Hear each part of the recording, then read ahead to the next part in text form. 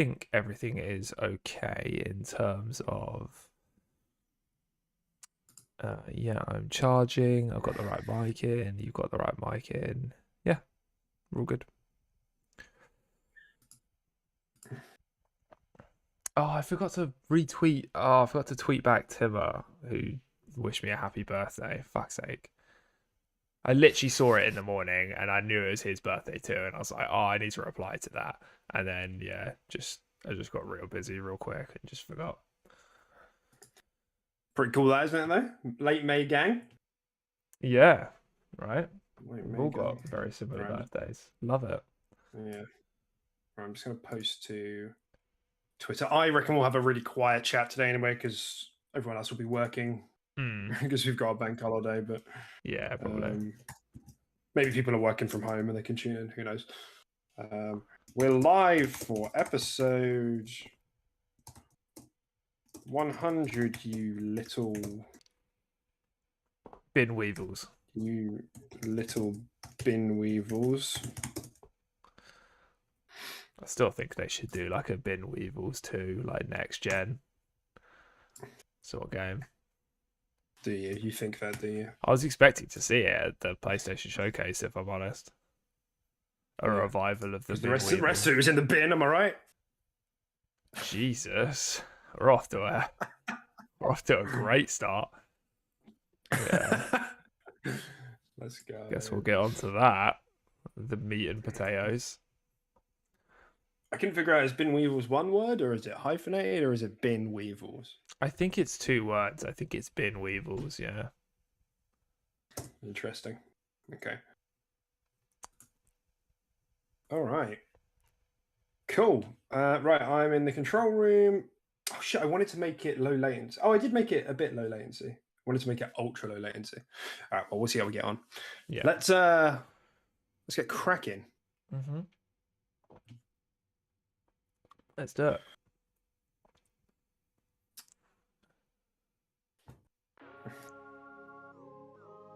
Okay. Hi, everyone. This is the 100th episode, the seminal episode of the Quick Resume podcast. My name is Deck 100. That's Tim 100. Hi. Hello. What does seminal mean? It's a big one, isn't it?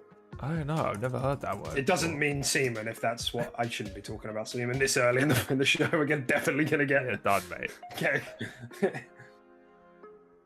I've just never heard the word seminal before. Wow. Yeah.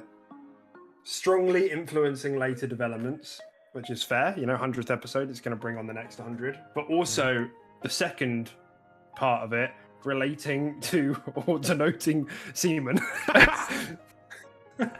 Nice. Interpret that whichever way you want, guys. Yes, it's the seminal podcast. We shouldn't have clarified, really, should we? It's up to you. It's down to interpretation. We've got a lot to talk about this week. Fun stuff, mostly. Nothing boring. It's going to be fun. This is going to be a fun show. I have such a provocative thumbnail. It's brilliant. It's the Jeff Keighley ranking that he does after every showcase. It's very exciting. It's exciting stuff. It's exciting time. We'll start with what we've been playing, Tim. What we've been playing, how have we been? How are you? How am I? Well, I just turned 29, so round of applause for me for making it to 29. Who would have thought, right? Who would have thought? Where's the fucking sound? Go on. No, air horn. I thought you were going to give me some claps. Okay, I'll take it out. There's only golf claps. Hang on. What is it? Yeah, that's fine. That works. It's not really enthusiastic enough. Yeah, well, it's not. I'm not enthusiastic about being 29, if I'm honest. But, yeah. So I had my birthday on Friday, and I've had a pretty busy weekend. Just doing the rounds, seeing the family, and doing stuff and all that nice stuff. But gaming-wise, a bit of Breath of the Wild. Slowly making our way through that, so we can prepare for Tears of the Kingdom. Oh yeah. And Midnight Suns. I'm quite close to wrapping that game up. I should be able to finish that this week before Diablo, so that'd be nice. And then I think that is about it. I literally haven't booted up anything else so far this week. Fabulous. Yeah, I haven't really been doing too much gaming recently with the drought of Overwatch 2, and just the fact that I'm just not really happy with Overwatch 2 at the moment, Whoa. and Blizzard. Oh, okay. I'm just not happy. Just the fact that I'm not really happy. No, I'm just not really happy with sort of Overwatch 2 and just Blizzard at the moment. Obviously, I'm not taking that into Diablo 4 because that game looks fucking banging. But there's just that doesn't count. Yeah, but there's just I don't know. There's something I just don't. Ever since they did that, I don't want to boot up their game. Really, I don't know. It's weird. It feels like they really just sucker punched everyone, and it was all just a big old bait. So yeah, but I'm very excited for Diablo 4. I've actually I will pre-order that later this evening. My brothers are gonna purchase that for me for my birthday, so you get a free game deck. There you go. Yes, Fox gets to eat for one more night. That's amazing. Wow, you spend £30 a night on fucking Fox. What the hell are you feeding that? So he eats well. He eats well. My man eats gourmet foods. His caviar, yeah, it's great. But yeah, that's been about it caviar. for me. It's been pretty chill, pretty relaxed. Not too much gaming, but yeah. What about you? That's lovely. I've been playing one thing and one thing only. Tears of the Kingdom. The best game Nintendo has ever made, which is Tears of the Kingdom. What about Super Mario Galaxy? Oh, it's probably pretty close, but I think Tears of the Kingdom is better. Yeah. Yeah, it's anything we're playing. Me and Beth are both playing it at the same time. It's a great time. I still think it's really good. There's like some stuff that unfolds as you go further in the game, which gets a bit annoying. Okay. I don't really think it's spoilers. I'll just leave it. But there's some mechanics that unravel that creates quite a lot of screen clutter, essentially. And it's like, I don't know why they decided to do it that way. I don't know. It's kind of annoyed me a couple of times, and it gets worse the more the game goes on. Ultimately, it's not the end of the world. I'm operating on like a 9 out of 10 right now for Tears of the Kingdom. I still think it's really fantastic. All things considered, and it's one I think we might have touched on it last week, but it's that thing of like all this time devs have been focusing on pushing hardware to do graphics instead of systems. Oh, ray tracing, 4K, and it's like that scene in SpongeBob where Squidward finally has a Krabby Patty. He finally has one, and he loves it, and he's like, "Oh, the wasted years." Yeah. It definitely does seem like devs these days are just checking off those like buzzwords as like a way to market their game and stuff like that, and just make their game. Where it's just like, there is so much more to it in terms of gameplay and systems and stuff like that. It's not all about being pretty. 100%. So, it's just really impressive stuff. Yeah, like you said, I guess that's the advantage of being Nintendo with a Wii console. They're like, look, we're not going to make any graphically, competitive games. Yeah, you know what I'm saying? So let's just go with some other stuff. And I think there were even some articles that came out afterwards that were saying like they made the game first and then just tacked on the story afterwards. Although the story is somewhat engaging in this game, you can tell it was added afterwards. Like, by all means, it's not a good story, but there's enough of a mystery to pull you along in a way that I don't think there was in the first one. So, yeah, I'm just having a good time with that video game. The only game I can think of in recent memory that kind of did something new with its systems or like pushed the game into systems was like maybe Hades or maybe Deathloop, which now I think about it, are both like roguelites, but it's obviously nothing as heavy as Tears of the Kingdom, but it's like, we're going to structure our game around a loop. And Hades obviously made the story work with that, and Deathloop kind of did as well. I know what you mean. Yeah. Really good. Big recommend. It's the first Nintendo game in a long time that I have enjoyed this much. And it makes the hardware shine. Although I will say, do you ever get, when you take the Joy-Cons off, do you ever get like connection problems? Like sometimes it like doesn't pick up sync what you're it? doing. No, it's Or, like, sometimes when you I press feel the like there's button? interference.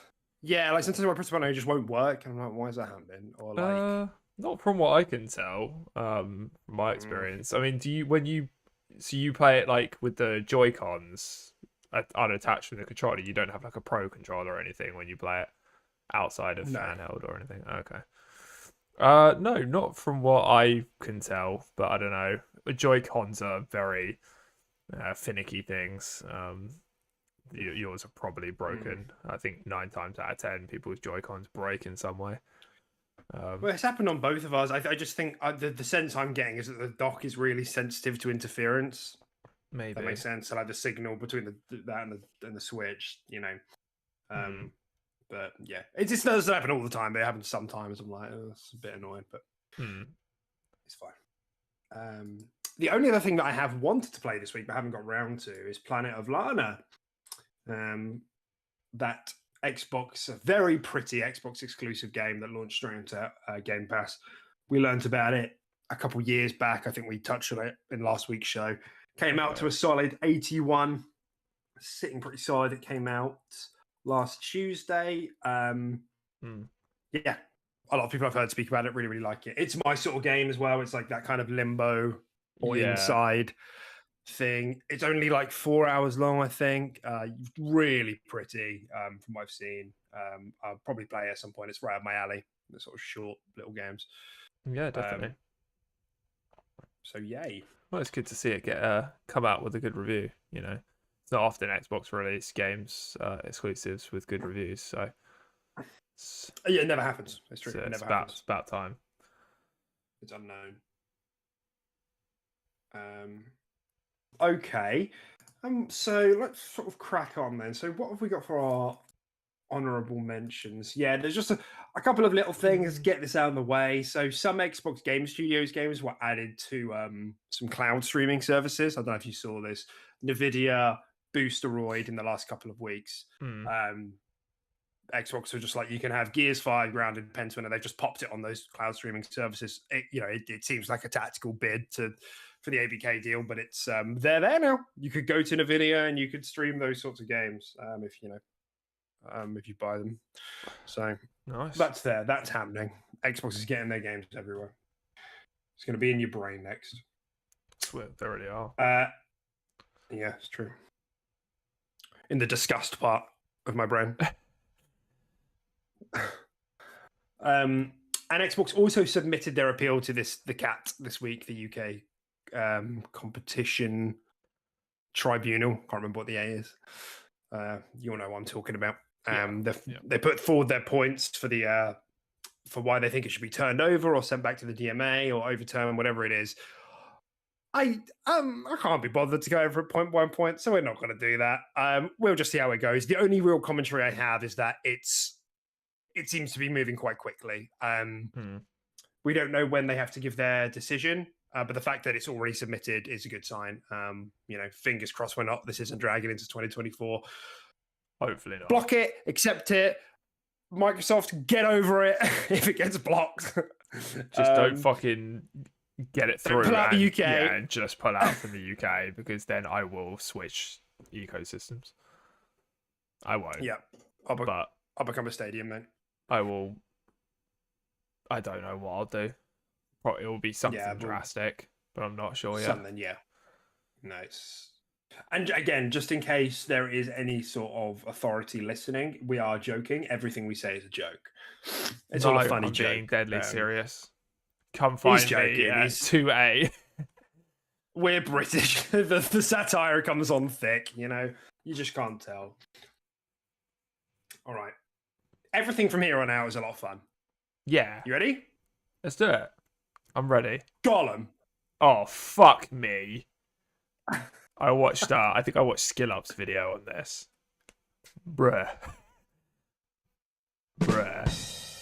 That's perfect. What else is here? Thank you. Yeah, bruh. What? I mean, at the very least, Redfall wasn't the worst game to release this year.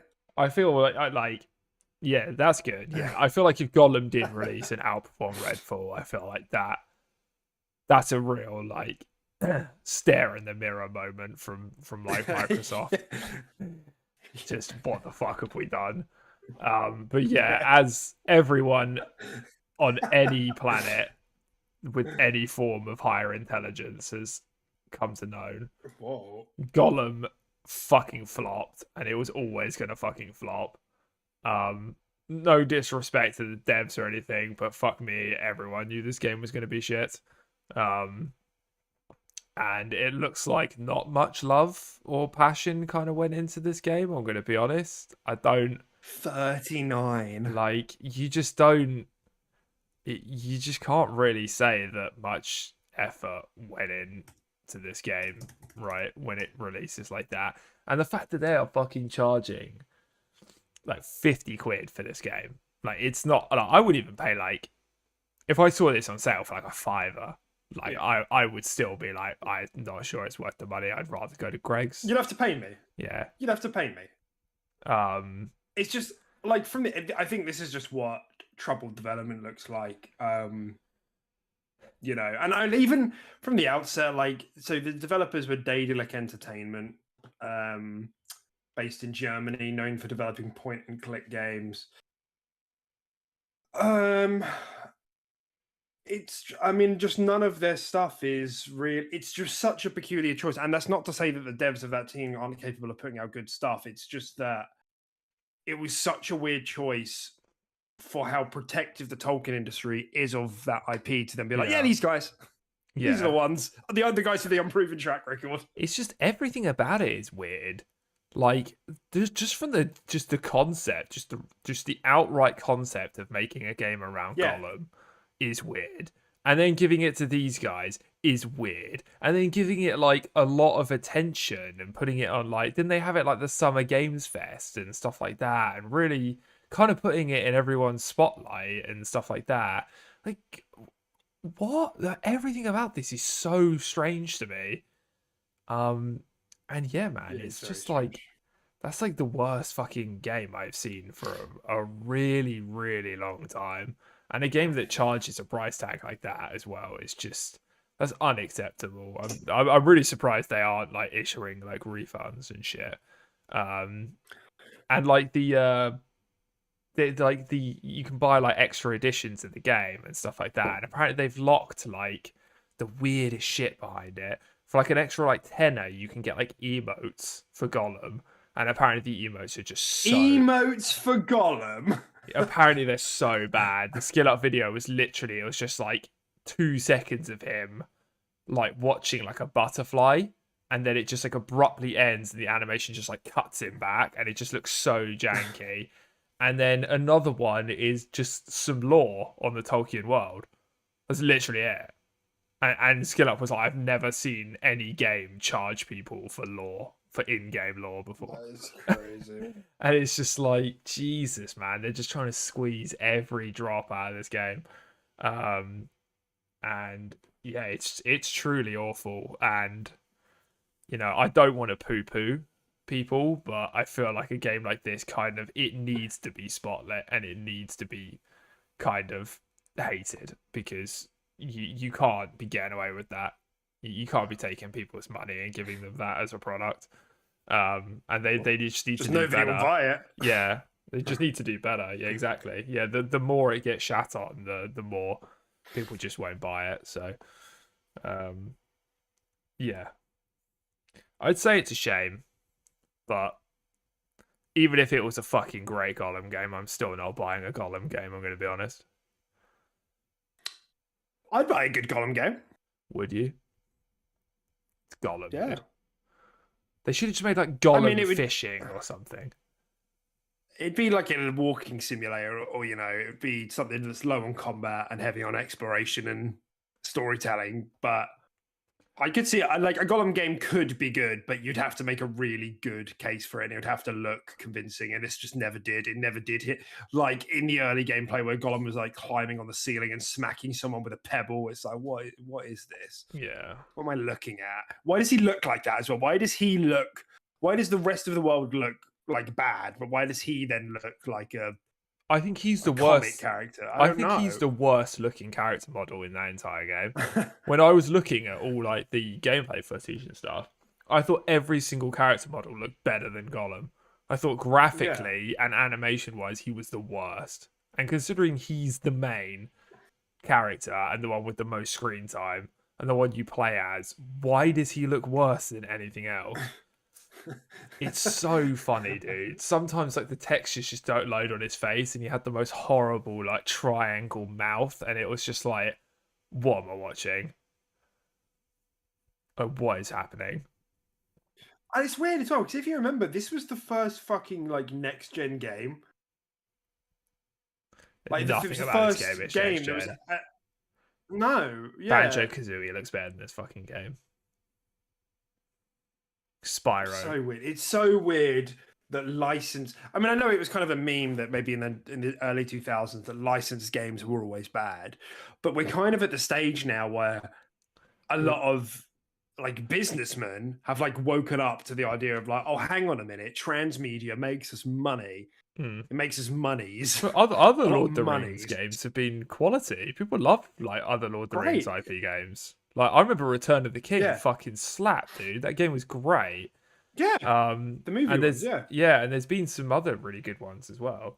Obviously there's Shadow of War and Shadow of Mordor and stuff like that. They're all fantastic. Like this, genuinely, this is like the first fuck up really inside of this universe. Yeah. Yeah, it's weird. They've got the strategy one as well, the Battle for Middle Earth, I think it was. Conquest, which was like the Star Wars Battlefront sort of thing where you had different classes. That was pretty Yeah, cool. And these are all like 70s, I think. yeah. They never The really strategy one wasn't missed. Yeah, Battle for Middle Earth. Yeah, they were never like poor. They were always like uh, good to great. I loved the Shadow of Mordor games, both of them. yeah, To me, they were yeah. both Really like good. 9s. I really, really loved them. So yeah, it's just crazy how the Lord of the Rings IP gets mismanaged this badly, and it's weird because like I get the impression that they chose this studio and they chose a Gollum project because they wanted it to be small and like less risky, Yeah. But like they've the effect that they like it's had the exact opposite effect. There's such a fuck up. Everybody's like, wow, what a shitty Lord of the Rings. Like you couldn't have damaged the brand more. Yeah, if you just like tried to invest more into it. Yeah, because it probably would have slipped under the radar. Even if it got like a 6 or a 7, it probably would have just slipped under the radar, really unnoticed. People would just be like, "Yeah, it's about what we expect from a Gollum game," whatever. No brand harm here. But yeah, just it dropping at like 3 and shit like that is just it's just the exact polar opposite of what you wanted to do. You drew so much attention to it. It was ridiculous. Yeah. So that's a shame. I mean, it's no surprise. We've been joking about this game for like years, 3-4 years now. Yeah. And it's like this game got announced so long ago as well. I feel like it was 3-4 years since the game got announced. And we were always like, oh, what are you going to do? Smack someone with a fish, And like, that's it. Like, that's the game. You crawl around, you bug out, and you eat fish. Yeah. 39 it's on, Tim. Yeah. And I think, I don't know, it cracking the 4s is generous. That's mad. That is mad. Yeah. It's a scary time we live in. It really is. Games are so up and down these days. It's fucking nuts, dude. Well, that's Gollum. All right. Main stories for the week then. Shit, what's going on? Hang on, my notes just freaked the fuck out. All right. Good. We're going to start with the big one, the PlayStation Showcase. It happened. We spoke about it last week. We were very scared. We were very scared. We were. And, the reception has been, I'm not even going to say mixed. I'm going to say the reception has been pretty negative. Tim, you watched it through, didn't you? What were your thoughts on the show? Yeah, I'd say lackluster. Was kind of the vibe I got from it. There was some very interesting things in there. Like for sure. Obviously, the standouts being things like the Metal Gear Solid Snake Eater remake announcement and stuff like that, multi-plat, but still cool. That's happening. That's a big thing to see revealed on a stage, regardless of it being multi-plat. So that was cool. Yep. And then obviously you got your Dragon's Dogma 2. That was really nice to see that game and Hell actual yeah. some gameplay, and it looks fucking fun as fuck. Just like the first game was. It looks really, really awesome. And Alan Wake 2 looked really interesting. Graphically, much more impressive than I was ever expecting it to be. I like that they've gone for this kind of gritty, like, narrative to it. Like, make it less. I don't know how actiony it's going to be in comparison to other ones, but a game like that can really benefit from sort of hyper realism and sort of graphics they're doing, because it's all like shadow monsters. So if you get like really nice like ray tracing and lighting effects and that, you can make that game look sick, like for sure. So that was really cool to see. I'm not sure that one's multiplayer as well, isn't it? Yeah, I think it is. Although it is worth mentioning that that's still like absolutely ridiculous that Microsoft didn't, or Xbox didn't manage to get that, considering Alan Wake 1 was, a Premier exclusive. Yeah, for the Xbox 360. It's weird. Let it go, it's very weird, because considering it did go down as a bit of a cult classic and people did like it. Yes. So it's very weird that happened. But yeah, no, there was some big standouts, Spidey 2 obviously and stuff like that. But then as predicted, there was a lot of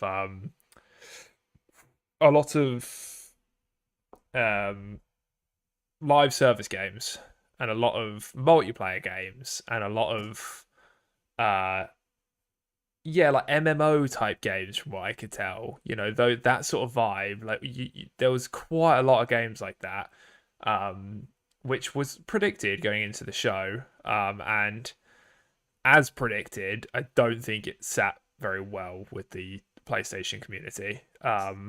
They seem to be very set on the style of games that they like.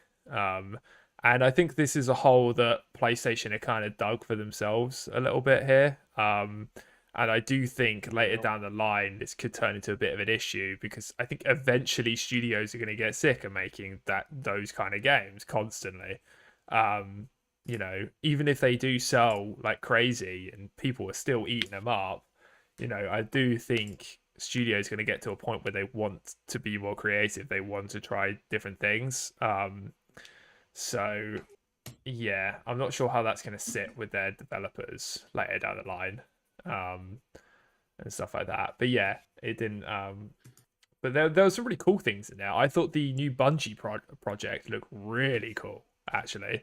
And I watched a video on it. They had like a video doc afterwards, uploaded by Bungie themselves, explaining more about the game and what it is. And it's like it's like an extraction shooter. Yeah, it's like an extraction game. So like you get dropped in, like maybe the teams of 2, and there's like 10 of you on the map in teams of 2, so 5 teams of 2, and there's like PvE and stuff like that, and you get loot and you got to survive, but you could run into teams and kill them, take their loot, extract.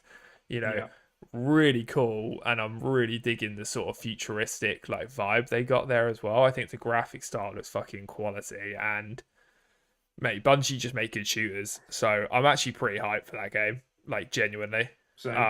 When I saw it and I knew more about it, I was like, this could be really fucking fun. That turned out, after I watched that video doc afterwards, that turned out to be actually one of my favorite things I saw at the show, to be honest. Even just the CGI, it was just a good. I know people are like mental about CGI trailers, but it was a good trailer. Like the atmosphere, and the tone of it was just like, it just really resonated. Well, it intrigued me. I wanted to know more about it, and I found a video on it and I watched it. That shows a good trailer, right? Hooked me, pulled me in. And also, it's Marathon as well, so it's reviving an old IP, which nobody was really expecting. Because the code name that we've been throwing around for years for Bungie is that they were working on a new IP called Matter, Matter. It seems like this is it. I mean, I doubt they're spinning up a third game, but who knows? Maybe they are.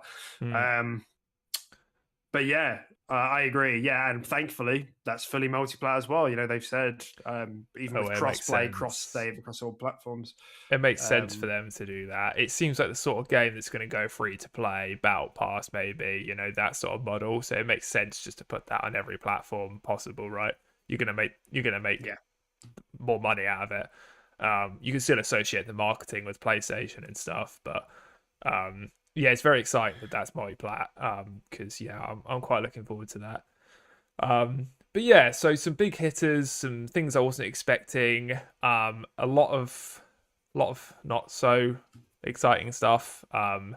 So I'd probably give it like, for me personally, because a lot of the JRPG stuff I saw as well, I thought looked quite cool, like Grand Blue and stuff like that. I'd probably give it like maybe scraping like a B for me. Like I didn't find it awful. I wouldn't give it like a C or a D or anything like that. So yeah, that was my overall impressions of it. And obviously there's some stuff I missed out, but I'll let you talk about it as well and your thoughts. So Yeah, I can't remember what I landed on. The problem is when you're talking about showcase. I love showcase season because I think there's like an art to showcases, and I know that's not always the intention of what they are.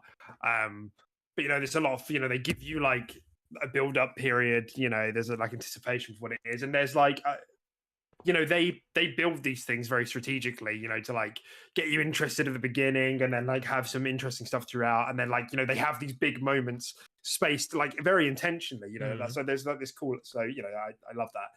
And so I think when we're saying like how good is a showcase, I guess it's important that we just like clarify what we mean by that, because I think as a showcase, like as for entertainment, this is a good show. It's good. yeah, wasn't bad. Good.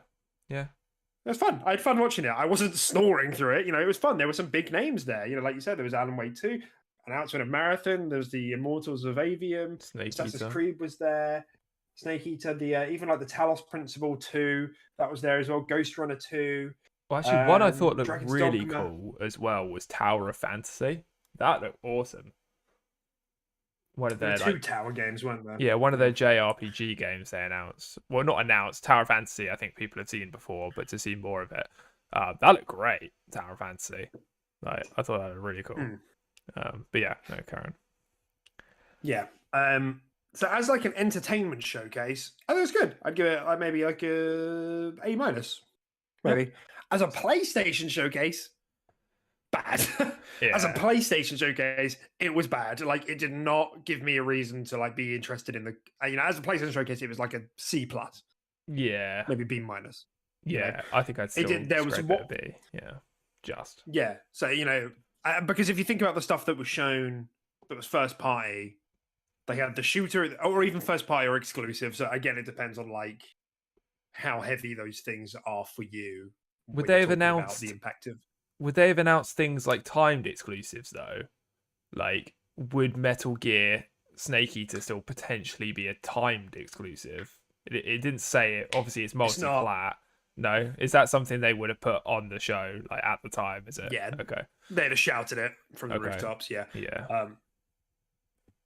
Yeah, it's all, and that's the thing as well. Like that was the reason why when we were speaking about it, you know, we were joking around it last week. Part of the reason it's like not that pleasant to watch PlayStation showcases as an Xbox owner is because they're so aggressive with this sort of stuff. Yeah. You expect to see big names flash up on the screen and say, "Come into PlayStation first for who fucking knows how long." You know, you expect to see that, but there was none of that here. And I know a lot of the core, you know, like you said, they kind of dug their own hole. A lot of the core player base over on PlayStation have come to expect that.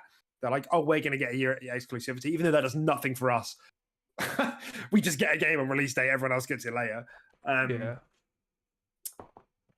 So yeah, as a PlayStation showcase, there wasn't all that much there. I mean, there was like they started, and also there was like a lot of those service games which we'd been speaking about for a while, and even the service games that were shown was like mostly CGI. Yeah, like it was like everything, like there's like a hierarchy of things, isn't there? Like what's good to see in a showcase. Like the golden thing is like a new IP reveal with gameplay. That's like the tippy top, and then beneath that you've got like gameplay reveal, and then beneath that you've maybe got an announcement with like a teaser, a bit of CGI, you know, or a new IP. You know, exactly. You work all the way down.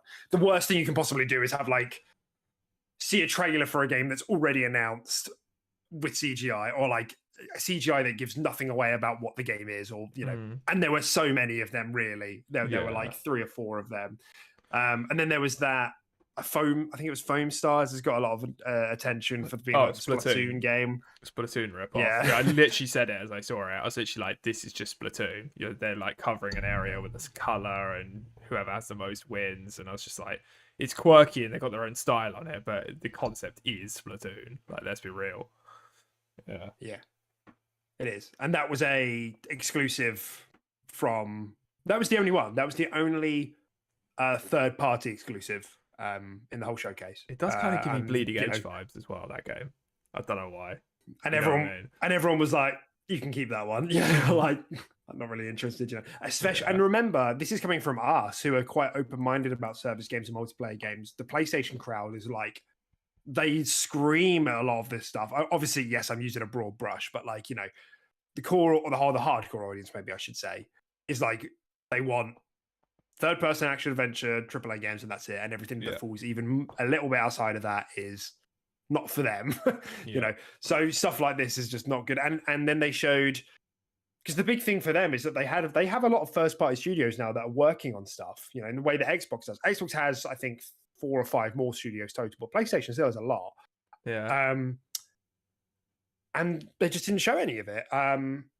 The stuff they did show was from some of their new studios. I think it was Fire Sprite and another one. Sorry, I can't remember the name of the other studio. But again, it was CGI reveals. One was called Concord, wasn't it? And it was like literally just a space burger. It turns out that was another PvP game, like a PvP shooter. But like the trailer gave no indication of what that was. Yeah, it was just like it had this kind of retro vibe. It was a ship flying in space, and it panned through the ship. Quite cartoony, the CGI, and there was a burger on a plate wobbling around, and then they went through they went warp speed or something. Don't remember that one. Maybe I was answering the door for my meal when that one happened. Yeah, maybe. Yeah. And they opened the show with what was it called? Fair play? No, shit, I can't remember. Do you know what? You know what I'm talking about? There was like a Watch Dogs. It looked like a multiplayer Watch Dogs. Yes, kind of. Yeah, I remember it. Yeah, I can't remember what it was called though, which says a lot. It wasn't exactly memorable. Fair Games, and that was from Haven Studios. So I think that was the only thing. Those are the only things there that were first party. So they had 2 of their new studios announce their new games. One of them was a CGI game, which gave nothing away. It turned out is a service game, a service PvP game. And then there was another one, which was a CGI trailer, which gave a sense for what it was. But it looked kind of a bit generic. Whatever. It looks fine, I guess. I mean, again, we need gameplay to really make that judgment. But that's why, And then there was the one we just said, the Splatoon one. Yeah. Foam Stars. Yeah, but nothing really jumped out. Like, wow, the first party is really, really coming in here. Really coming in clutch here. Yeah. I know what you mean. And then, of course, we find out afterwards that everything there was multiplayer. I mean, during the show, nothing was coming up saying timed exclusive, so I assumed that was the case. Yeah. But I don't know if you saw, but Xbox, the official Twitter account, put up a post, which was a little bit sassy, also helpful. Yeah. So they're like, oh, look at all these great games coming, or something like that, just to clarify. Oh, don't worry, these coming to Xbox. Yeah, and it's quite a lot. Yeah. So you got the Astro World game, where it was called Ghost Runner 2, Marathon, Metal Gear, Alan Wake 2, Plucky Squire, Assassin's Creed Mirage. I'm not gonna lie, Assassin's Creed Mirage did not impress me. I actually didn't know if that was the next mainline game or not when I was watching the trailer. I was like, is this like their next mainline one, or is this like another like spin-off like thing they're doing while they're doing it? And then it started to pan out to like a very big world and a bit more expansive. And I was like, oh no, I think this is the next main one. But for the longest time, I genuinely couldn't tell if it was the mainline Assassin's Creed. Although one thing I will say is I like that they're actually going back to Assassin's Creed and making you an assassin again. Because for the last few games, you've essentially just been playing a warrior in different timelines. You just played a gladiator and you played a Viking. You're not an assassin. Like, Let's be A real. warrior with a blade on your wrist. Yeah, exactly. They just kind of shoehorn that in. They were like, "Oh, it's supposed to be an Assassin's Creed game." I just fucking, yeah, just put a blade on his wrist, whatever. So it's nice to see them go back to that and go with the more stealth approach. Because I definitely think they could make that. I feel like someone like uh Arcane could do like a really cool Assassin's Creed type game, like Hell yeah. sandboxy, like that sort of thing. Approach the way you kill your target in like 1,000 different ways. Like that's what you want out of an Assassin's Creed game. You want to feel like an assassin, and hopefully they've done that again. So that was nice to see. I will give them that. Yeah. Yeah. And it's cool. The only reason I knew it was Mirage, the new one, is because it was in Baghdad. I could tell it was like Middle Eastern. Yeah. So it's like, oh, this is something new. But I'm with you. Like it wasn't like it looked good, but most of the Assassin's Creeds look good. Yeah, they're definitely returning more to the stealth side of things, aren't they? But it's following Basim as well. Basim, I can't remember how you pronounce his name, but he was in That's the character that was in Valhalla. Oh, okay. Because you know the meta story of Assassin's Creed is like it's like an acid trip. So It's ridiculous. anyway, yeah. But this is what we mean. Like there was a lot of big AAA games there, but which made it like entertaining to watch for the most part. There was a lot of CGI, but it was like fairly fun as a showcase to just watch for entertainment value. But as like a PlayStation owner, or as you know, to convince someone to get a PlayStation, it wasn't very good, or to get into the ecosystem. You know, I would say. No, I would agree with that. Yeah. Some standouts that I have I put on my notes was Sword of the Sea. Looked awesome. It was from the devs of Journey and what was that water one? Abzu. Absolutely, that's the one. Same devs. That looks Yeah. gorgeous. Don't know if you remember, he was on like a hoverboard in the desert and stuff. Yeah, That yeah. awesome. I do remember that one. Yeah, yeah.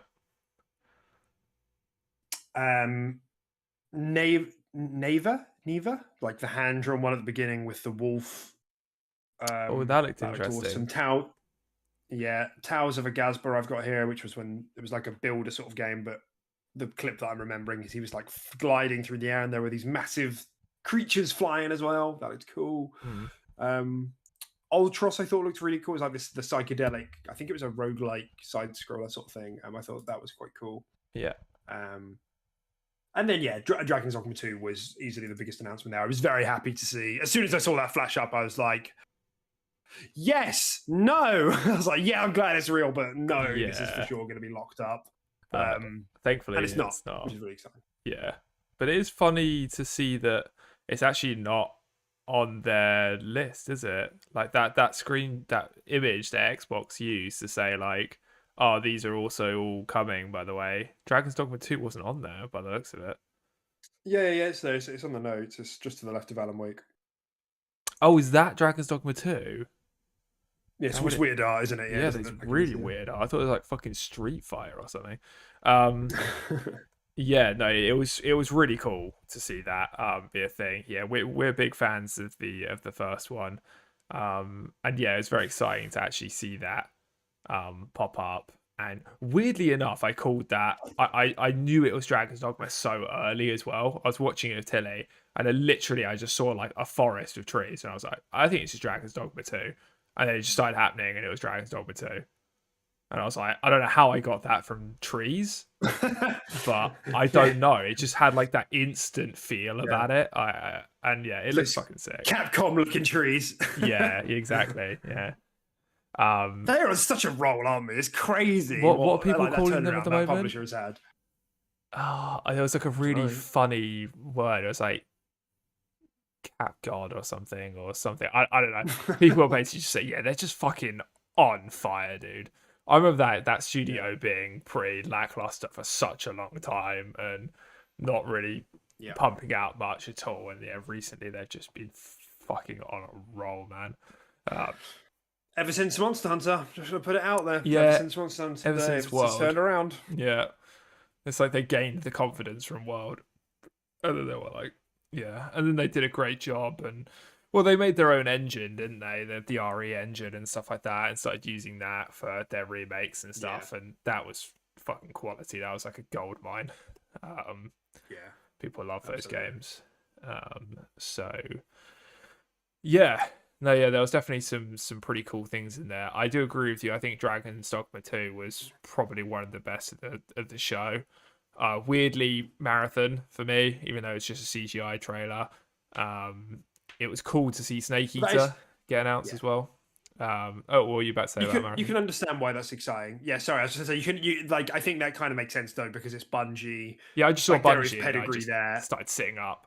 I was like, "What's this?" Yeah, Yeah, there is pedigree there, and also it was a good CGI trailer in the way that other CGI trailers of the show weren't, and they were from new studios, so you're kind of like, what am I looking at? You know, kind of.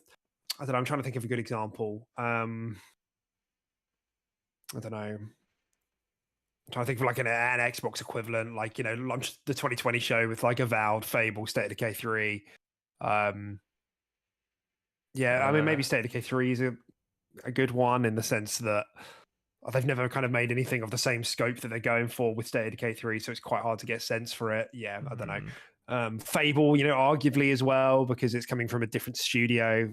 Studio's just done racing games, Um, yeah, so I can somewhat understand, I think that gets a little bit of an exception for all yeah. those reasons. Mm. And yeah, for me, some of the JRPG stuff, yeah, Tower Fantasy, Grand Blue look pretty good. Plucky Squire looked really fun and quite cool actually. Hell yeah. Um, That's my fantasy critic. yeah, it looks pretty awesome. I'm not gonna lie. Yeah, Snake Eater being a thing was cool. Yeah, I played that when I was younger.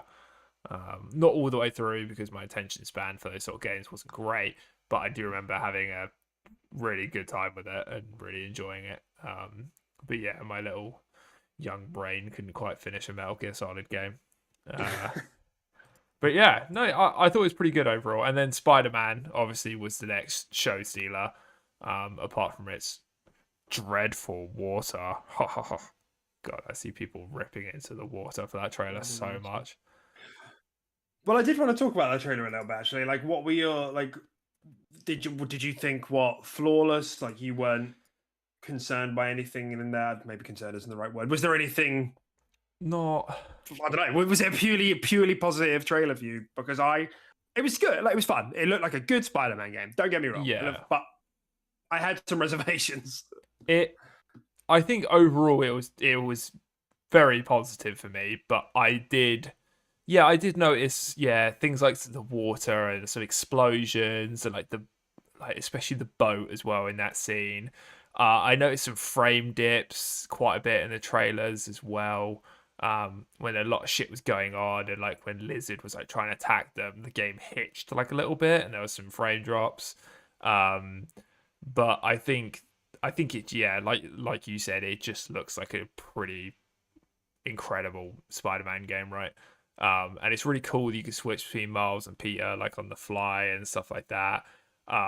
They've each got like new powers. Do we know how that works? I don't know how that works. No, I mean, I assume I assume you'll probably be able to do it on the fly as well, like just whoever you want to explore around with. But I also think just certain points in the game they're going to be split off, and yeah, like the trailer was saying, like Miles is at the other end of the city, so you switch to him to do this and stuff like that. I think there'll be prompts to do it story wise, but I'd be surprised if they couldn't just let you kind of choose who you went around with as well. Um, but yeah, I'm not too sure. The new powers look great. Miles' new powers look so cool with like the chain electricity and stuff like that. The symbiote suit looks sick. And I'm excited to see that come off Peter and actually make Venom. Um, and yeah, Craven looks like he could be pretty cool. I wonder how many villains they're going to stuff into this game because obviously there were like 6 or 7 in the first one. I wonder if they're going to have the same vibe or if they're just going to be like, we're just going to have Craven, Venom, and yeah, maybe like a couple others like Lizard or something like that, and Focus And Wolverine. Yeah, Logan's gonna be a surprise fucking he might. end boss. I wouldn't be tie-in. surprised if he has a little tie-in. Um, and but yeah, it'd be interesting to see where they go with that. I think Mysterio could be quite a cool one to throw in there. Have some like trippy sort of like mind control and like mind manipulation sort of missions going on. That could be kind of cool. Yeah, I think it looks really good. Overall, I was very, very impressed with it. Yeah, I came out of that with a big smile on my face. And, you know, I'm happy that I own a PlayStation 5 to buy that game. It was one of the very few in that showcase where I was just like, yeah, I'm glad I have a PS5 for that. Yeah. Yeah, cool. Yeah, I mean that was kind of the sentiment, wasn't it? That it kind of saved the show. And yeah, like I think it looked good. The thing is, even like if it was just a fine Spider-Man game, that would still be enough. A fine Insomniac Spider game is still like an 8+. Yeah. I think you're right. I think they probably have quite a lot up their sleeve in terms of like villains and other stuff they want to show off. Mm. I do think it looked a bit rough in some areas. I mean, it still looked good. Don't get me wrong. But like, I don't think it touched something like Ratchet and Clank. Considering this is the first next gen only Spider-Man. Like some of the textures I thought kind of looked rough. Am I? I don't think I'm being too critical. I think it looked good. The set pieces look good and fun. Yeah, some of the effects didn't look that great. It's not done. It's not finished yet. So yeah. And also the game didn't get a date, right? Everyone was really expecting a September release that date. was surprise. And they just said, full. Yeah. I think they're rushing this a little bit, honestly. I mean, maybe it comes out at the end of fall, August, and maybe like the end of August. I mean, we'll see. I mean, that was usually when PlayStation before September, isn't it? September. Sorry, I really get confused by the months at the end of the year. Yeah, so do I. August, November. September, October. It could be like the end of October. Jesus. Yeah. Help me. Help me, Lord. Yeah, maybe October time, before holiday. And the only reason I say that is because usually PlayStation are really good with their quality, their QA for showcases like this. They're very selective with what they show. And there was some clear like things that weren't quite ready yet. Yeah. I will say as well, I'm not sure how I felt about the wingsuit. I was a bit surprised that they added that. I like that, actually. I do think traversal is pretty great as it is, and I feel like I don't know if that'll take away from the swinging and the whole that's my worry. Spider-Man thing, but if they can blend it well, I saw it and I was like, that is quite cool, and that could feel pretty cool. But if it's too good, yeah, you're just gonna find you just fucking flying everywhere like a squirrel instead of being an actual Spider-Man. Yeah, so right. I did like the thing where he pulled himself back on those two poles though, and probably whistling himself miles. Yeah, that was cool. That was really cool. Yeah. So yeah, there was that, and the final thing, which by the way, I agree with everything Tim has said. I'm just running over some of the things that I was like, I feel like there's not very much attention being paid to this, which is fine. Insomniac has trust in the bank. They've given us no reason to doubt them. Neither has PlayStation in terms of release schedules. But the AI, my man. Yeah, I didn't really notice that. And I feel like it's hard to judge it in a trailer like that, because I do feel like these trailers are set up to scripted. Exactly. Yeah. Yep. But then Redfall as well. Like Redfall probably had a lot of scripted moments, and then it turned out to be the worst AI ever made. Well, not that bad, but it's pretty bad. So yeah, I can see why you have your reservations. Probably partly because of Redfall, maybe. Maybe. But yeah, I noticed it. Don't get me wrong, but I also think it's also just trailer moments as well. Yeah. So yeah. And I think you're probably right. I'm just saying what I saw. That beginning bit, like just the very when he jumps out and he's wearing the Venom suit. There's like 3 of them just come around the corner and just stand still until they get crushed into the ground. Yeah. Just noticed it. That's all. That's fine. So I don't know. I think it was a good Spider-Man showing, but I was a bit like, There's a couple of things here which, like, I'm just surprised it wasn't perfect and ready to go. It's just very unlike PlayStation. Like, that's all. Yeah. Usually the stuff they show is like pristine September, and it seems like this one's maybe fallen behind a little bit and needs a bit longer in the oven, which is fine. It's just no problem. That's just what Yeah, it is. yeah, potentially. Yeah, maybe they bit it off more than they could chew, which is equally quite exciting because like how much are they cramming into this to be behind schedule potentially? Like the first game was already Maybe. massive and lots going on in terms of villains, missions, all that sort of stuff. Yeah, it could be insane. And I'm really looking forward to seeing Venom. Like really.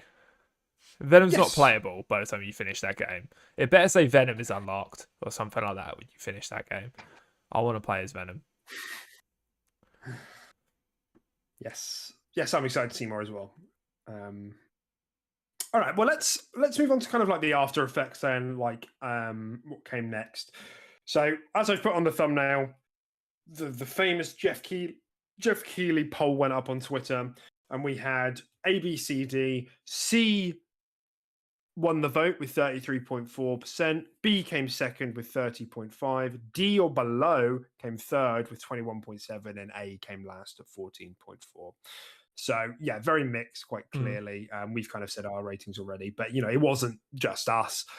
Kind of universally, people thought this wasn't a good showcase. But like I said, I think it's good to think about these things as game showcases and then as the platform showcases. Yeah. These are usually fun. There's usually like 40 games in these. There's no way you're sitting through these bored. These are usually quite fun to watch. Does it do well to advertise the platform? That's more the thing, that we're asking. Mm-hmm. And let us not forget, there was also about a 15-minute segment of VR2 stuff in here. Yeah. And a Gran Turismo trailer. Yeah. TV, sports. Yeah. Just basically. Saying. Standards were different back in my day. Are they doing like a TV sort of episodic game as well, similar to like Quantum Break? I thought that was a thing. I thought they were doing like an episodic game. I think so. That was announced. Maybe. I don't think so. I can't remember anything. Yeah. And lastly, the little portable device they made, the little glued together thing. I mean, it looks which has cool. been received a bit mixed. It looks pretty cool. I don't exactly know how it's gonna work. It was very vague, wasn't it? It was kind of just like, yeah, you could play things over Wi-Fi, and it's just like, do I have to be like near my console? Does it work like remote play, like Xbox's remote play? Does it? I don't know. Like, is it gonna like turn on your Xbox at your PlayStation at home when you're away or something like that? Because that's what remote play does, isn't it? Yeah. Or is it going to run on like dedicated cloud servers or like what? It's not cloud. It's not cloud. Okay. It's just a remote play device. What we don't know is if you can play the game on other networks or if you need to be on the same network that your PlayStation 5 is on. Okay. Yeah. Well, that's a big question. Yeah. I mean, depending on the answer to that question is pretty huge for how that's going to sell, I think. I mean, I'd imagine it would work the same way its app does, in that you can use it as long as you're connected to any Wi-Fi, which is fine.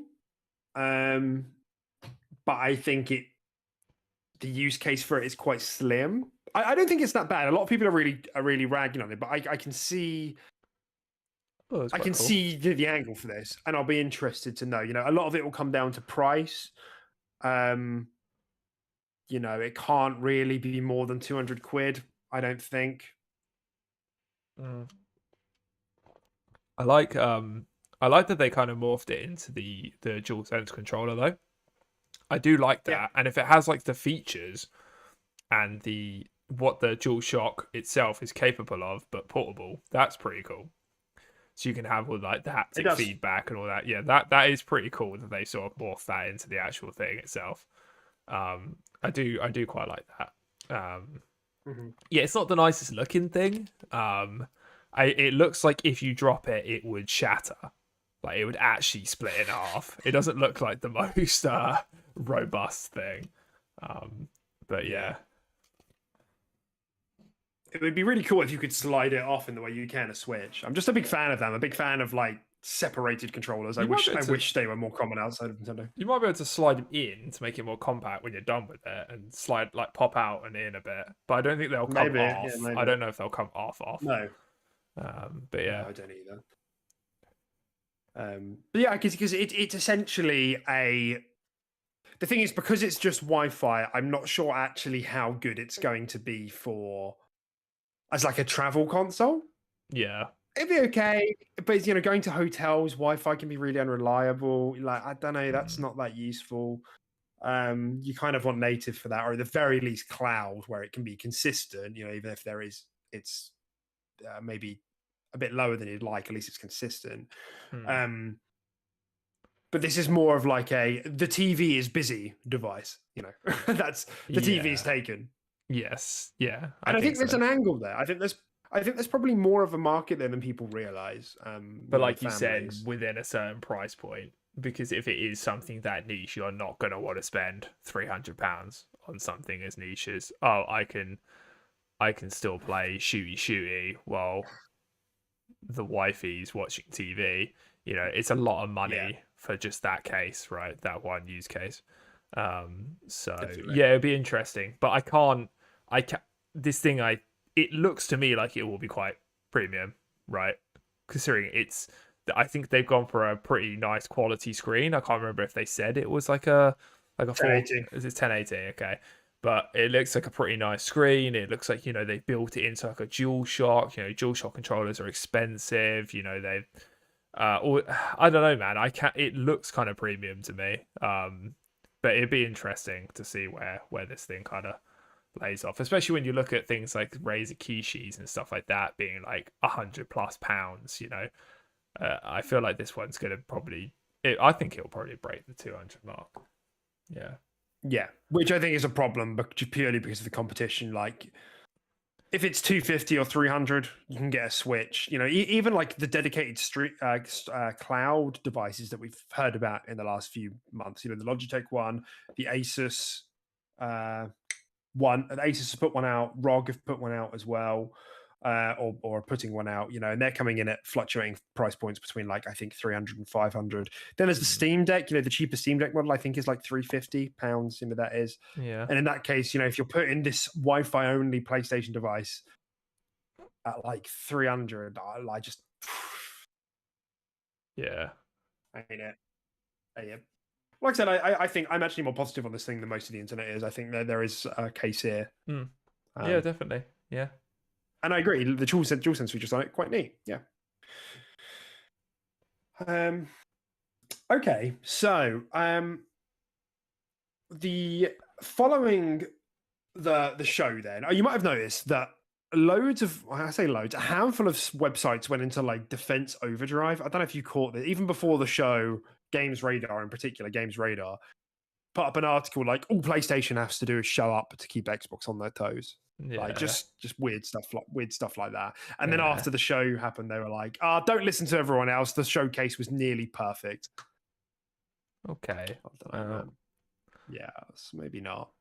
IGN had their own video as well on it. You can go on their channel now and see it. Was the PlayStation Showcase an S tier showing? And they're in there and they were like, yeah, I think it was an A+ or an S showing. Okay, well, I don't know, guys. I don't even feel like I'm being mean or being biased to say that's not an A+ or even an A showing. Like, I don't feel like I'm being harsh there. Like, I feel like even if some of those were first party, it was still good. But A to S, man, that's like you're barely missing a beat there. Like in terms of a show, and that was very far off that.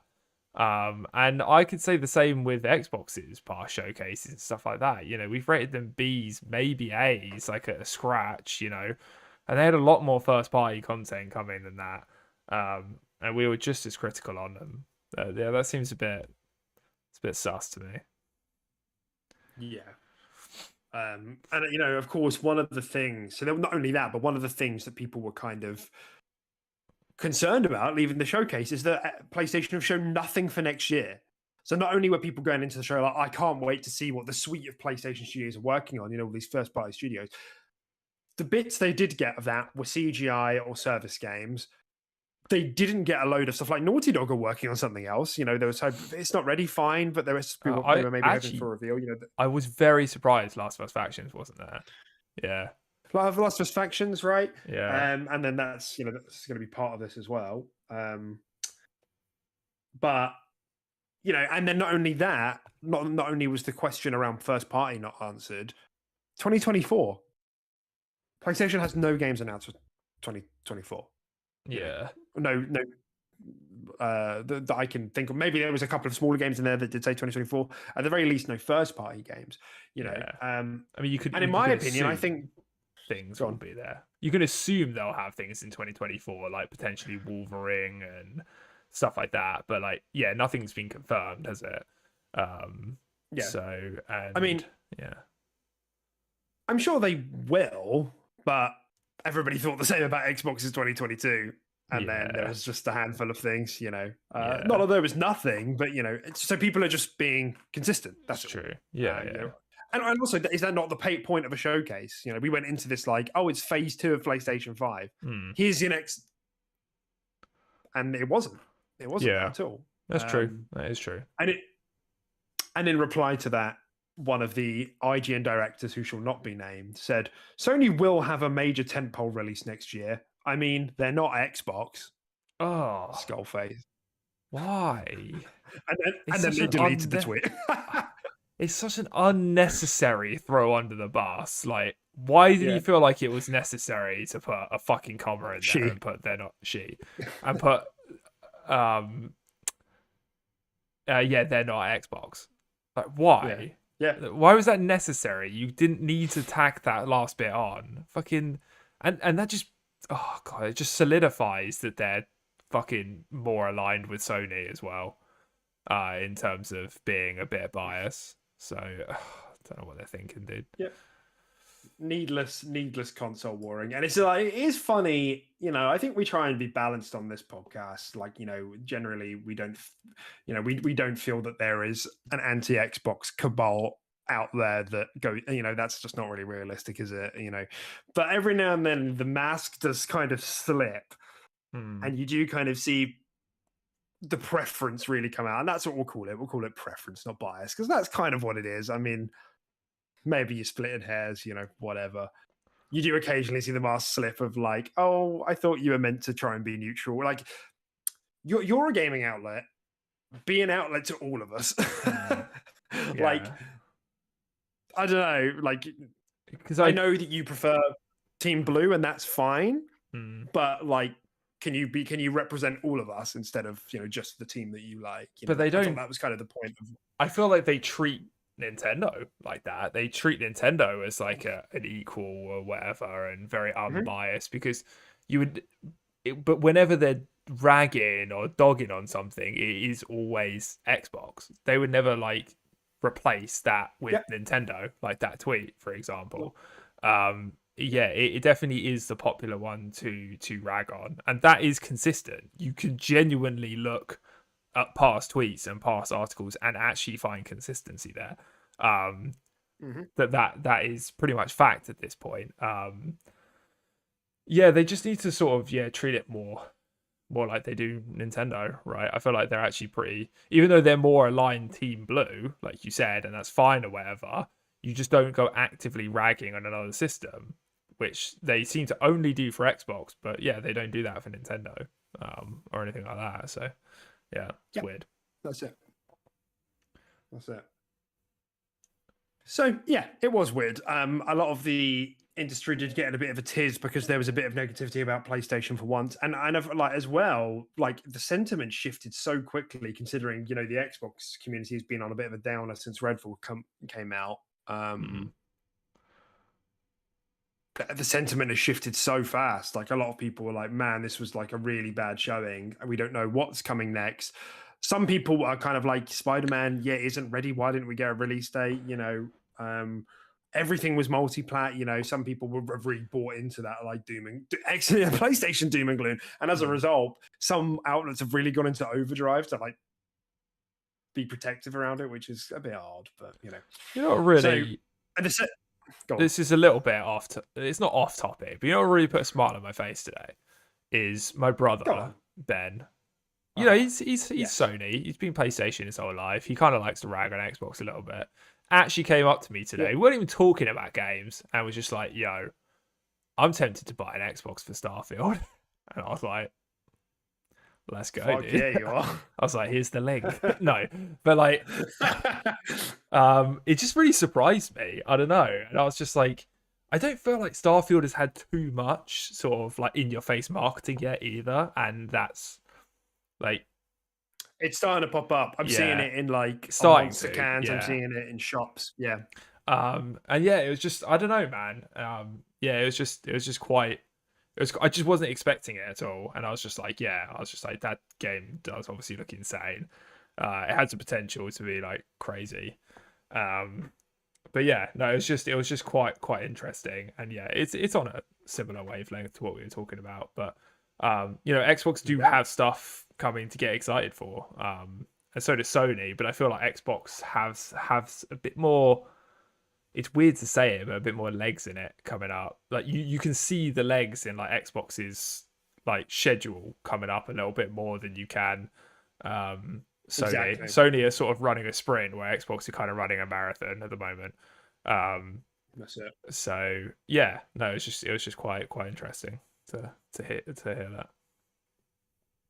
Absolutely. Yeah, that's really interesting. And it does give you a sense of like how like Xbox hasn't had one of these high profile mass appeal games in a long time. The last one probably was Halo Infinite, you know, and even Yeah, then, Halo's been around so long that it either is or it isn't. I think that happens with old IPs, doesn't it? Like, there's a like the example I can give is Uncharted. Like, there's a point where the next Uncharted could come out, and it's a 10 out of 10, and you'd have to persuade me to play it because hmm, there's so much history there and there's so much baggage. It's like, do I really want to do this? You know.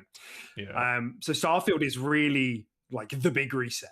You know, arguably. yeah, and it's a fresh entry into That's a it. new franchise and stuff like that. Yeah, you don't need to play any of the other like Elder Scrolls or anything like that, right? That's right. Yeah, And so there's like layers on layers on layers of reasons of why Starfield can permeate all the way down to even like the casual gamer. mm, They're gonna sit there and be like, "Whoa, I can be a starship person. I can fly around in a galaxy, and whoa, it's the developers of Skyrim and Fallout. I love those games. You know, right? mm, It's on Game Pass Day One. Holy shit! Play on my Series S for £200. Do you know what I mean? yeah, Like, yes, if they nail this, it's going to be for sure a big watershed moment for Xbox. yeah, yeah, It's really definitely. interesting, though. Yeah, That's really interesting. mm. And I hope you said to him, "Oh, you can buy in cheap with the Xbox Series S, It's exactly what I said. £200." I actually genuinely I said I recommend the Series S, but then I did say like pending. I did say obviously Starfield's looking to be like a pretty big juicy game, so I was like performance pending. I'm not sure how it's going to look on the Series S. I'm sure it'll still look fine and great, but like Yeah, um I definitely think you're I'd gonna, expect 1080 30. yeah, you're definitely gonna get way more bang for your buck playing a game like Starfield on your Series X. Like that is a Series X kind of game. Um, Yeah, Still playable, of course, on your Series S, but yeah, obviously I did recommend that. I was just like, yeah, they're super cheap, man. Like I was like, if you see one in like a flash sale, sometimes you could pick them up for like 175 or something like that. You know, you could pick them up real cheap. yeah, Yeah, absolutely. Very interesting. Very interesting. Exciting times. yeah, And like this is so I just want to wrap this bit up and then we'll sort of come around yeah, and talk about like kind of Xbox. Because I know we're an Xbox podcast that spend the last hour talking about PlayStation. That's fine. We don't do this often. It's the big showcase. Cut us a break. yeah. You mentioned Last of Us Factions, right? So I don't know if you saw, but they got Schreier. They got Jason Schreier who put up an article saying Naughty Dog has significantly scaled down the team on its Last of Us multiplayer project, sources say, as it reassesses the game. Following Bloomberg's request for comment, the company put out a Twitter statement saying the game was delayed. I don't know if you saw the official statement either. No. They essentially said, "Oh, we need more time. Also, we're making another single player game." Yeah. The report was like, it's been rebooted several times. The team's like losing, like the team's getting scaled back and scaled back. It might even get cancelled. That was like the Wow. report it might even get cancelled. And I'm really surprised you haven't heard this, because if this was a fucking Xbox game, this would be all over the gaming media. I have genuinely Like, haven't heard this, which is crazy. The Last of Us. The Last of Us is like PlayStation's It's like one of their crown jewel, pinnacle you know, and IPs, it's and like if it was, you know, we had a similar thing with Halo Infinite's like getting delayed, and that was, I don't know. I guess maybe it's apples to oranges a little bit, but yeah, I mean, to a degree, part of me is like, it's not that easy, is it? Xbox always catches a lot of shit for, like, they put out these big games that have single player and multiplayer, or like are big ambitious multiplayer games like Sea of Thieves, for example.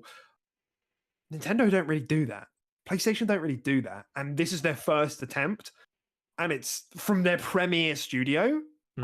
It was announced 4 or 5 years ago, probably in development for another 2 years before that. You know, we're talking like 7, 8 years now. It's probably been in development for. Might be another couple of years before it comes out. Like, I mean, ultimately, good. Like, delay it. Like, suppose the story was that, by the way, I should mention this, was that Bungie was used as kind of a QA on it, and Bungie looked at it and went, "Don't show this." Really? Don't show this. This isn't, like, you need to rethink this. Yeah. Interesting. And they supposedly took it out of the showcase, because it don't wasn't show looking this. too hot. Show ours instead. Yeah, that's right. Yeah. Conflict of interest. Yeah. So, any thoughts about that? It's interesting, isn't it? Yeah. I mean, it is. Yeah, that is extremely interesting, and like you said, I find it pretty crazy how I haven't actually managed to see anything about this. And I've genuinely been looking up like receptions on like this showcase and stuff like that, and this hasn't somehow reached my feed or my eyes in any way. Which is weird, because I tweeted about it. I've tweeted about it. Oh yeah, but I don't really do fucking Twitter that often. I didn't even tweet poor Timmer back, who said happy birthday to me. So such a dick. Yeah, so yeah, that is quite interesting, but yeah, I don't know, man. Ever since this was sort of announced, this Last of Us Factions thing, so I was always a little bit unsure about it. Just why it was the direction they needed to take. I respected it because, you know, I like that Sony sort of started thinking, going in these different ways now and making multiplayer games and doing stuff with the same IP in different ways. I feel like that can be really beneficial, and it can succeed, you know, if it's done well, like with Gears and Gears Tactics, all that sort of stuff. You know, you can definitely do it, and it's nice to just see them not stick to their guns a little bit. But yeah, it's definitely uncharted territory for them, and it's it looks like they're struggling with it. But I mean, ultimately, you know, I don't like to see the struggle, and it would be a shame to see this get cancelled. You know, as Dex said, we are an Xbox podcast, but I don't want this game to fucking suck. I don't want it to get cancelled. I don't want to point and laugh at them. But yeah, it just goes to show, you know, when the shoe's on the other foot and they're trying to do things that their competitors are doing, it's not that easy, you know. And Xbox might find the same thing when they try and make a matching third-party action narrative game. You know, it's probably not going to hit nearly as hard as any of the Sony ones. So it just goes to show that these consoles do different things, and you got to respect them for what they do a little bit. In some cases, you know. But yeah, no, definitely interesting. Yeah, it's very interesting. I mean, you know, I think, yeah, like you said, Naughty Dog, again, have never given me a reason, other than the PC port of the remastered, whatever, never given me a reason to doubt them. No. Like, you know, and some of these Sony studios could really bring something fresh and new to a service game, you know, and that might, you know, get me on it for a bit. You know, I think it's exciting. I think, you know, I don't want all of the. I think they're maybe leaning into it a bit too heavily. Like, there's that whole thing of like, PlayStation's budget is 60% service games and 40% single player games now, which is like, oh, that maybe is a bit too much of a tilt. And like I've said this in the weeks running up to the showcase. It's going to be interesting to see how that's reflected in the showcase, because this was really Jim Ryan's era. Like so far, he's just been seeing through the games that Sean Layden, the last head of PlayStation, had really put in motion for him. So we'll see, but I do think there's scope for PlayStation to make some really unique service games that could push some of the industry forward. And that's me being very complimentary. I think I've said this before. I think they're great studios. They're fantastic. So it's obviously we don't like to see this, but I will say that it's somewhat disillusioning for a lot of people. The ambiguous people, a lot of outlets who treat PlayStation as this kind of bastion of like speed and quality and efficiency. It's like, no, when they come out of their wheelhouse a bit, they start to struggle. And don't get me wrong, it's better that they pushed it back than show it not ready. Otherwise, like that's clearly a lesson that Xbox hasn't learned. So, great overall, but still, trouble behind the scenes. Yeah. So, as we sort of move into the Xbox stuff, then I wanted to kind of have the conversation of like, do you think, does this leave Xbox open for a counterattack, for a parry, of course, for a riposte? What's it? A riposte? How did you fucking know? That's what I was thinking of. A fucking riposte. Yeah. What do you think? Yeah, no, absolutely, man. Thanks for air horning over. I'm never ready to go. Yeah. What do you think, Tim? Air horn over my fucking response. Yeah, no, I think it's I think absolutely it does, right? I mean, we got the showcase coming up on the 11th. That's just a couple weeks away now, just under. Majority have voted this showcase that PlayStation have done to be pretty lackluster, in the sort of C to B area. I definitely think there's an opportunity for Xbox to swoop in here, say, this is what we got coming this year, this is what we got coming next year. It's a wide variety of games. We're dipping into this, single player narrative action games as well, with Avowed and Hellblade 2, and we got single player game Starfield. We got all our multiplayer shit coming up too.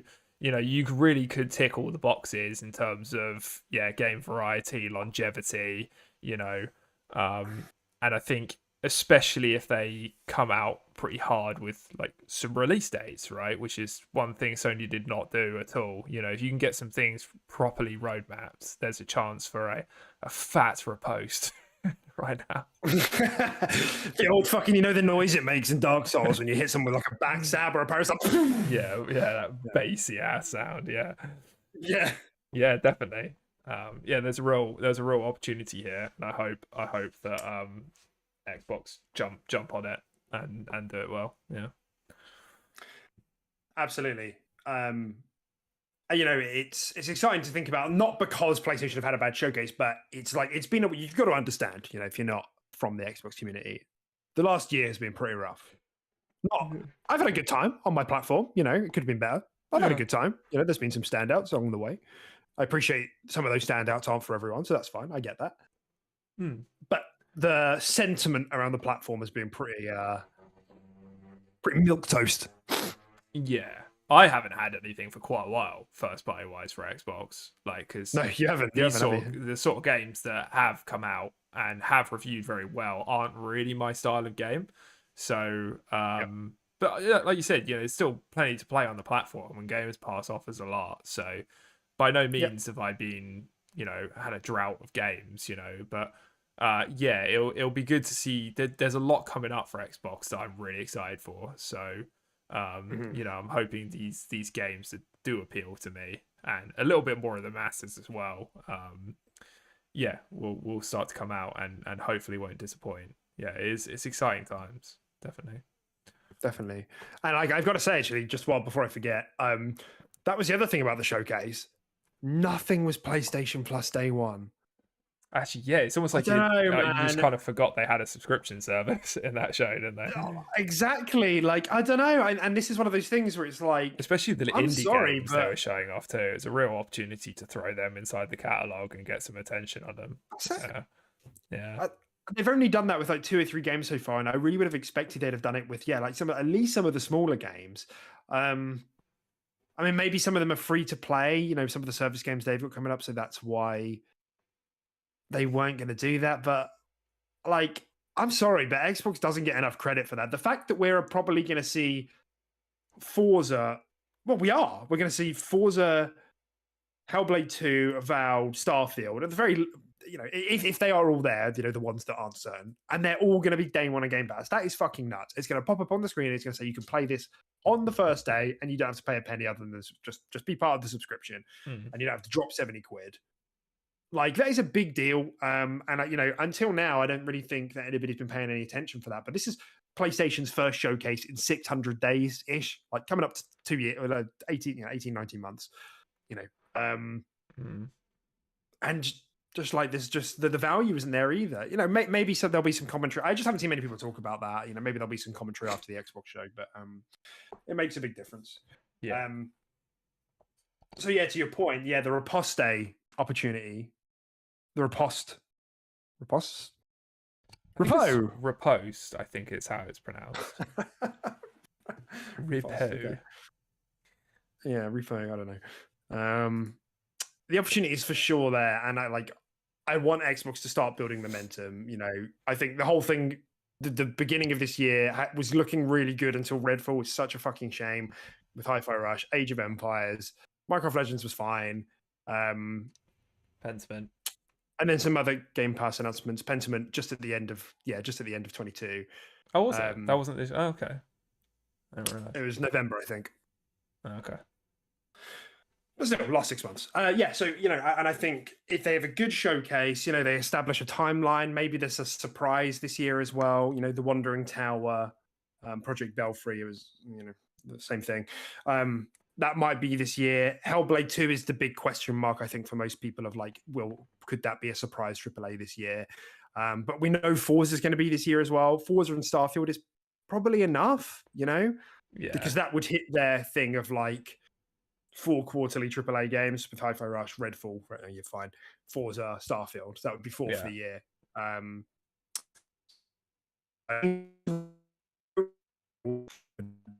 But even then, you've got to think about what that would mean. What does that mean? Hellblade 2 in January, Avowed in March. You could be looking at Perfect Dark, maybe in June, you know, and then whatever else they've got lined up, maybe Contraband at the end, you know, who knows? And, you know, that's one of the things that Phil said in the Kind of Funny interview that, you know, last month or whenever it was, where he said, he was like, I know you're tired of me saying this, you know, I understand that, but I can see it now. I can see the vision. It's there. The timeline is there for that quarterly AAA game, quarterly big game, you know, and that's not even including the smaller stuff or the Game Pass editions, you know. So yes, I think I'm totally with you. I think the door is wide open here, and I think they need to just do it. Like, if I'm Phil right now and the show isn't already looking very solid, I'm restructuring to get first party exclusives in. I don't know. You know, even if that's an announcement here or there, establish a timeline. Yeah, I agree. That's what I'm thinking. Yeah. Even if it was just chucking in a few things, just to like name drop and title drop and CGI trailer drop, whatever. I think it's good to just establish a roadmap to be excited for coming up, because, like you said, like genuinely, it's a blank slate for PlayStation in 2024 right now. Leading onwards, you know, there are some things in the pipeline, but like nothing that's actively being talked about or showed in any way, shape, or form. So yeah, definitely. Yeah, there's definitely a time to establish a roadmap and get people excited and stuff, for sure. And we'll do next week will be our final episode before the showcase, episode 101. So we'll do our predictions and stuff then, and then we'll come back 2 weeks later to talk about reactions and stuff, or, you know, 1 week after the showcase. But there's a real opportunity here to start gathering momentum in a way that Xbox hasn't had in a long time. PlayStation hasn't slipped like this in a long time. Yeah. there's an opportunity. That's all I'm saying, and hopefully they can take advantage and gain some positive sentiment, especially if everything they show looks good. I mean, that's more, that's important, and then the game actually has to deliver. That's the most important thing. But all the insider gossip is that Starfield looking good, um, and that's not even, let's remember, Starfield isn't even in the showcase. Starfield is 30 minutes afterwards. Yeah, that's true. Yeah. And the Forza team came out this week and said, "Oh, we're going to show off a couple of our cars at the showcase on June 11th. Join us there. We're going to have a full campaign walk, our new, I can't remember what they called it, our new campaign walkthrough on the June 13th, which is at the extended showcase, I think." So they're not even, Forza's not even, they literally said, "We're not going to have our full walkthrough at the showcase." Yeah. So it's like they're freeing up a lot of space and a lot of time for something. Yeah, no, they are. Yeah, it's true. There's a lot of big hitters they could put in the show, but it's just like they just nah, we can't fit you in. You could just have your own thing afterwards. We've already stacked this out with stuff. Yeah, definitely. It'd be nice to see a lot. For me, it'd be nice to see some of these project names actually just become established with some form of trailer. Whether that trailer has a bit of gameplay in it or not, like, it'd be nice to just refer to it not as a project anymore and get an estimated time frame. Yeah, no, that would definitely be good. But I think, more than anything, I really want to see some Avowed gameplay. Like, I just want to see what the game looks like, because I'm picturing what I want it to look like, and I feel like the longer that hangs in my brain, the more disappointed I might be with the final result. So stop just dangling that carrot. There was that leaked image, like, I don't know, last year. Do you remember the one I'm talking about? Well, the one with the hat where he's holding With the hands, the two hands, there's like two circle spells. Yeah. I'll very saw that. I'll very quickly post it in the Discord just to remind you. But that can give you. But I'm totally with you, because it's that thing of like, Obsidian aren't known for like pushing graphical boundaries, but also they're known for making very good games. Like, their art direction is always really good. Like, it could come together in a really good way. And it's not like I need the. I'm not just. I guess I'm not just talking about like looking good, but also like, what are they doing with Avowed that's gonna elevate the RPG? That's gonna make this a really cool RPG. With the magic. Like, how can we use that? That's clearly a centerpiece. Yeah, because you've got games that already do that, like Dragon's Dogma, really elevate like RPG and classes and stuff like that, and magic. They do a great job in doing that. I still think they're kind of unrivaled with the way they did their combat and class system. Like, is fucking quality. So, it'd definitely be interesting to see how Avowed is going to bring. Obviously, it'll be different in the sense it's going to be first person over something like Dragon's Dogma, but yeah. Interesting, definitely. Yeah, and that's kind of what I wanted to lead on to next. There were some, like I said, we'll do our full predictions next week. So check back same time, on Sunday, next week for full on predictions for the show, speculation and all that. But there was a bit of insider chatter yesterday over on Reset Era. I just wanted to quickly touch on it. The first bit was coming from the Spanish insider, Ecstasis, who said that Xbox has 2 unexpected games that will leave people's mouth open. I don't want to start getting myself overexcited, but this is what he has a fairly good track record. He clearly has a source because he's gotten some things right before, but he has a pretty decent track record. But he's also like he's very Team Green. He makes a lot of quite over the top Xbox videos. Okay. Phil Spencer said in the Kind of Funny interview, "We have some surprises coming," plural. Tom Henderson on Twitter also said, "Yes, there will be surprises." Nice. I'm curious. I love a surprise.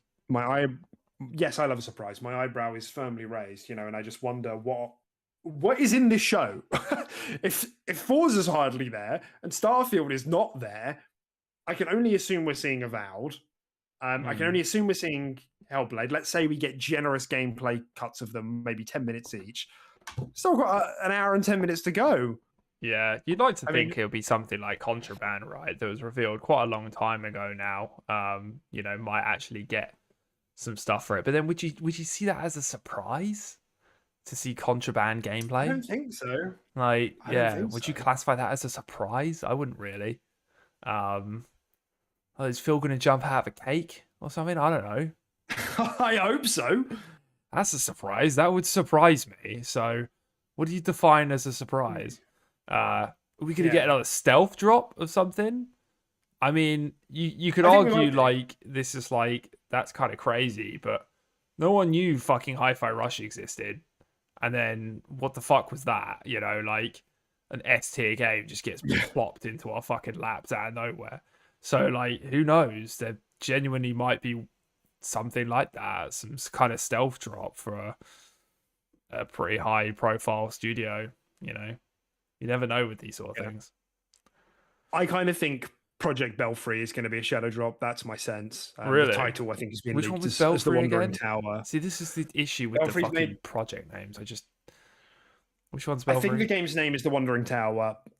It's the one from Stoic Studios who did Banner Saga. Supposedly, it's like a 2D kind of beat 'em up, but there's like we don't know. I think the speculation is that there's like a moving base, a bell tower. Like it's not really known, but Dragon Quest. So if do you know what I'm talking about? Banner Saga, like gorgeous games. They're like story games. Yeah, I've heard of them. Supposedly it's kind of like Dragon Quest, which again is like a fantasy kind of beat 'em up. Which people are not Dragon Quest. Sorry, Dragon Yeah, Quest is a JRPG. Yeah, I was really confused. So, Dragon Rage? Dragons. Streets Dragon's of Crown. Dragon's Crown? Dragon's Crown. I think it's Dragon's Crown. Which is like a really like cult classic sort of stylized. I don't know if it's actually turn based or if it is like I keep saying beat 'em up, but maybe it isn't. Supposedly it's in that vein. We'll see, and we don't know. It's but that's been in development for a while, and some insiders, I think Jez has said like that's looking quite far along. I wouldn't be surprised if that was a shadow drop, or if that was like at the very least out this year. Okay. Obviously it's a publishing, and it's probably more of a AA project, but it might not be. In the same sense that Will of the Wisps was a AAA game. Not all side scrollers are AA. Yeah. Not that matters, I don't think, but yeah. Okay. We need to whip up Is that a bingo drawer card. on the floor sort of surprise? I don't know. Yes, I will be making some. I don't really know, to be honest. I mean, I think any form of shadow drop is kind of a draw on the floor surprise. I mean, you just love seeing that sort of thing. Yeah, like I would definitely classify that as a sort of surprise. Maybe it's just something that's much further along than we know. That's been in the shadows for a while. Like something like Stay Decay 3. Shadows. Like. You're not thinking big. That's a problem. What about Banjo Kazooie? I mean, that would be a surprise. Like that really would. Be a surprise. That would. Nuts and bolts too. Let's go. Yeah. What about Lost Odyssey? Yeah. It's hard to say, but at this point, it's hard to predict the surprises, which I think is a good thing. Like, I think Xbox has set a good precedence for that because, like, you genuinely are looking forward. Like, I feel like it's a good thing and it's a bad thing at the same time because, like, I don't know, their showcases always need shadow drops and surprises now. Otherwise, people are going to rate them C tier. I don't know, but it keeps you on the edge of your seat and you do expect things, and nothing's kind of off the cards with them. So yeah, I don't know, but I'm very excited for it. Like, definitely.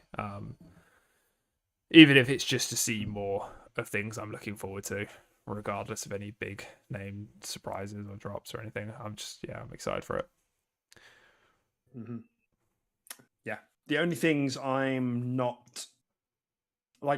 People keep saying Fable. I'm not expecting to see Fable. No. One of the insiders on Reset Era said I'm of the belief that Fable is a 2025 game, so let them cook. Hmm. And they're still hiring up as well. They're still hiring up like quite big roles, like senior quest designers and stuff like that. So I don't know. Hmm. They also said Avowed, because we heard, if I don't know if you remember, we heard like last year that at some point in development, Avowed kind of got rescoped, maybe not rebooted, but like they kind of shrunk the scope down a little bit Yeah. into something that they could nail. Nothing to be worried about, but that was that was in circulation, and I'm talking about Nate Drake, just for any listeners on Reset Era. Avowed is going well now and sounds very promising. Woohoo! Let's go. So, yeah, that's kind of it. I would say we're not going to hear any Fable. We're not going to hear any State of K3. I'd maybe even say nothing from NXR's Project Cobalt. I would like say we can leave that. Yeah. Contraband, I'm not really sure about. I think the thing is, I think even if we get if we get good gameplay across the full 2 hours, the showcase and the Starfield showcase afterwards, if we get good gameplay reveals of Avowed, Starfield, Hellblade 2, and Forza, I think that's already a good show. Oh yeah, absolutely. Do we see what ZeniMax are working on? Oh wow, who knows? Maybe that's the surprise. There it is, the Mandalorian shared world third-person shooter. There it is. Games Pass now. Let's go. It was now, yeah. Yeah, I'll have to send all of you home. Yeah, like genuinely, yeah. I think we'd all just be like, yeah, we're off. Well, we'll see you online in a couple hours. Fuck this. Or we just take a bottle of tequila each. And if there was, what was it? There was actually some speculation about that a lot of the people that they've been hiring on LinkedIn have worked on Star Wars games before. Everybody was like, that's kind of sus. That's kind of suspicious. Let's go. It's happening, dude. And maybe, I mean, it got me like thinking though. I was like, sorry, this is a bit of a tangent, but we're done with the news now. But I was like, I don't know if I'd be as cool as it would be to have like an Xbox like Mandalorian game. I was like, part of me would be excited if it was like a like a shared world shooter kind of thing, Adventure of the Galaxy, Star Wars, But part of me would also be like, I kind of wish we got a third person single player like coalition style Mandalorian shooter. That could be fucking awesome. That would be cool. Yeah, definitely. Yeah, because you kind of feel like if they do mash it into the MMO sort of genre or something like that, that it, combat's always a bit lackluster in those sort of things, right? You feel like they could do more with it. In terms unless you're of Bungie. Yeah, unless you're Bungie. So yeah, I do definitely get that sense of it. Like, I think it'd be cool regardless to just see that IP become a thing and like translate into gaming, like Mandalorians and stuff. But yeah, I do think it could be a really cool, single player like action adventure game, like for sure. Make it quite gritty. 100%. Or even like Hitman-esque. That could be kind of cool. Target. Yeah. And that's the thing, we know the ZeniMax isn't working on, like, it is an online game. Yeah, it is. But yeah, I think I'd be ultimately happy if they made it like a Destiny-esque kind of shared world MMO shooter sort of thing, rather than like a bit top-downy, a bit more standard MMO, like just like ESO but Star Wars and Mandalorians. Like, I'd prefer if they made it a bit more action MMO. Definitely. Yeah. I'm with you. It's just like I said, it just gets me thinking of like, actually, the more I think about it, how will this even work? Like, is there loot in the Star Wars game? It's like, I don't know. Like, I mean, I guess you're Mandalorian. I guess you probably could make an argument for it. Like, yeah, because you're like scavengers, I guess, but it's just, I would need to be persuaded, because as much as I'd be happy seeing Mandalorian, that IP, like you say, get translated into a game, I would need to be persuaded to see it as a online game rather than a single player game. But Yeah. Nonetheless, Yeah. could be very exciting. That would be a bomb reveal, regardless of that would be a bomb reveal. That'd be hype as fuck. Yeah. Cool. Nice. That's it. That's episode 100, man. It's a good show. I mean, all our shows are good. Subscribe for more, but Oh, good. Yes. just a little plug there. But yeah, no, that was a fun episode. Yeah, I enjoyed that. So, if you've been watching, you've made it this far, please remember to give us a like, maybe subscribe if you're new, or make a second account and subscribe just to get those numbers up.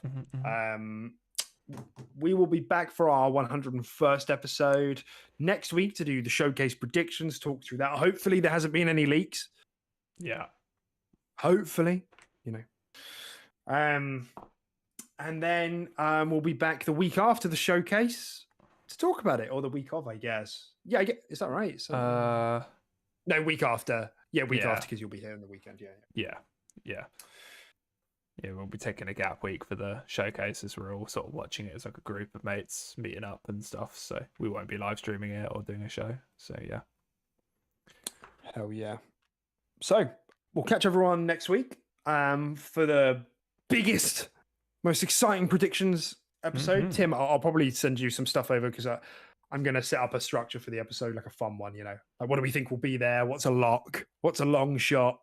Yeah. I think that's a fun way to do it. Sounds fun. Yeah, definitely. Could help chat make our bingo card. Hell yeah. Sweet. All right, everyone. Cool. Take care of yourselves. We'll catch you next week. Bye, everyone. Did you just... Bye. Was that a dart?